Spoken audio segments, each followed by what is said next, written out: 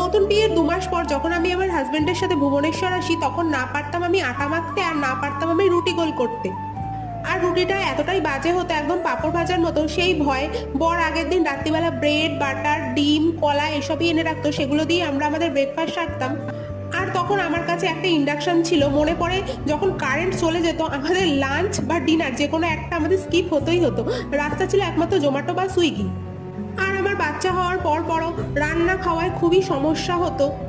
ওই জন্য হাজব্যান্ড আগের দিন সুন্দর করে সব সবজি কেটে কন্টেনার করে একদম ফ্রিজে ঢুকিয়ে রাখতো, আর আমি সকালবেলা উঠে ও অফিস যাওয়ার আগেই টুকটুক করে রান্নাটা সেরে নিতাম। না হলে মেয়ের কাজ একা হাতে সামলে ওই রান্না করা পসিবল একদমই হতো না। আর এখন দেখো, সময় পরিস্থিতি সবটাই আমাকে খুব সুন্দরভাবে শিখিয়ে দিয়েছে। একা হাতে কি সুন্দর সংসার সামলাতে শিখে গেছি।